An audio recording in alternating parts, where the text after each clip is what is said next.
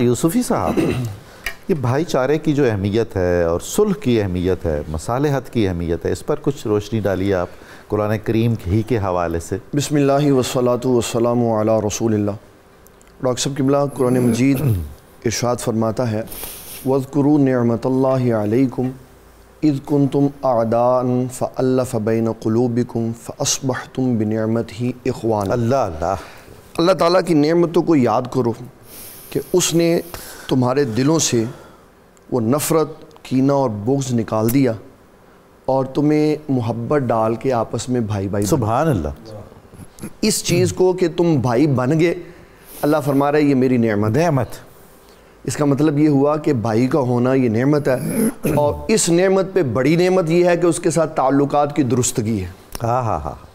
حضور صلی اللہ تعالیٰ علیہ وسلم نے تعلقات کی درستگی کے لیے ایک دوسرے کو اس کے قریب کرنے کے لیے جو باتیں ارشاد فرمائی، صحیح مسلم شریف کی یہ روایت ہے، اس کو صاحب مشکات نے مشکات میں بھی بیان کیا۔ نبی صلی اللہ علیہ وسلم فرماتے ہیں مسلمان کے مسلمان بھائی پر 6 حقوق ہیں۔ جی، پہلا حق یہ ہے کہ جب ملے تو سلام کرے۔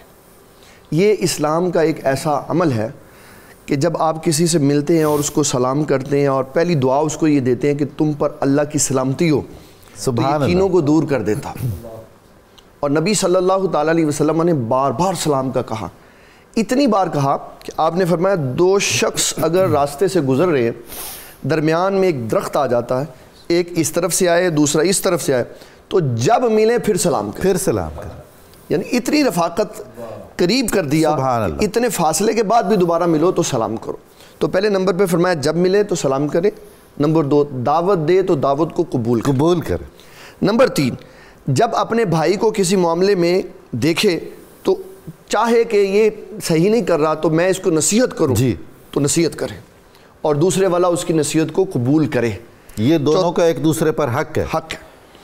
اور اس سے بھی نیچے گراس روٹ لیول پہ جانے کے بعد کہا جب کوئی بھائی چھینک مارے تو اس کا جواب دے۔ اگر ہم اس جملے کو غور سے دیکھیں نا تو اس سے پتہ چلتا ہے کہ اسلام یہ چاہتا ہے کہ تمہاری نظر ہر وقت اپنے بھائی کے اوپر ہو، کہ اس کی چھینک کا بھی تمہیں خیال ہونا چاہیے کہ یہ چھینک رہا ہے تو میں نے اس کو جواب دینا۔ یہ ہر وقت نظر ہو پازیٹیو سینس میں، جی پازیٹیو سینس، وہ تجسس اور عیب جوئی والی بالکل نہیں، ولا تجسسوا اور پھر فرمایا کہ جب وہ بیمار ہو جائے تو اس کی عیادت کرے۔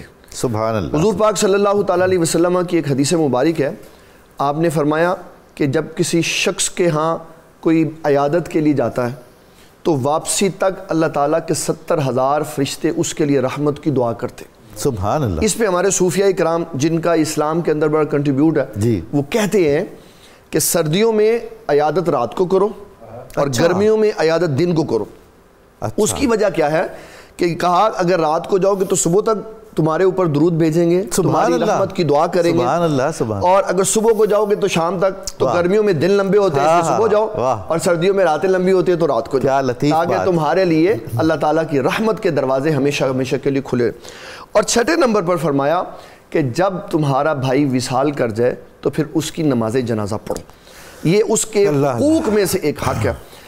صرف یہ والا حق لوگ یاد رکھتے کہ مرے ہوئوں پر جنازے پڑھتے ہیں، زندوں کا خیال نہیں رکھتے۔ میرے ابا جی حضور رحمۃ اللہ تعالیٰ علیہ ایک بات فرمایا کرتے تھے، ایک شعر پڑھ کے آپ فرماتے تھے میرے مرنے کے بعد آئے جو تم میرے مزار پر تو پتھر پڑے صنم تیرے ایسے پیار۔ کیا بات ہے، اب کیا کرنے آیا؟ واہ واہ واہ، زندگی میں زندہ تھا تب میرے پاس آتا، اس وقت تو میرے لیے دروازے بند کر دیے تو نے۔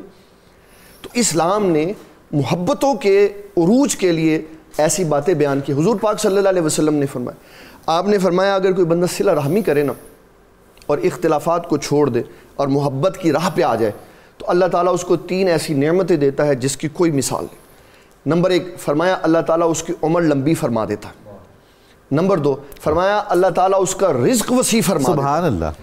اور نمبر 3 فرمایا نبی صلی اللہ تعالیٰ علیہ وسلم نے کہ اللہ تعالیٰ اس کو بے خبری کی موت سے بچا لے۔ اللہ اکبر۔ یہ اتنی بڑی بات ہے بے شک کہ اگر بے خبری کی موت آئی تو پھر کیا معاملہ ہو، اور اگر خبر کی موت آئی کہ دنیا سے جاتے ہوئے اس کو اللہ تعالیٰ نے یہ توفیق بخش دی کہ اس کو پتہ چل گیا کہ اب میں دنیا سے جا رہا ہوں، اس نے کلمہ پڑھ لیا، تو رسول اللہ صلی اللہ تعالیٰ علیہ وسلم فرماتے جس کا آخری کلام کلمہ ہوگا صرف روح ہی نکلنے کی دیر ہوگی، اللہ سیدھا جنت میں داخل، یعنی آخری لمحہ بھی سراپا خیر و برکت ہوگا. بالکل خیر و برکت. اور پھر حضور پاک صلی اللہ علیہ وسلم نے جو صلح کی بات کی، اسلام یہ بتاتا ہے کہ جو شیطان ہے نا وہ نہیں چاہتا بھائیوں کے درمیان میں صلح، تو جتنے شیطانی صفت کے لوگ ہیں نا وہ بھی نہیں چاہتے کہ صلح بہت خوب. اور رحمانی صفت یہ چاہتی ہے کہ صلح.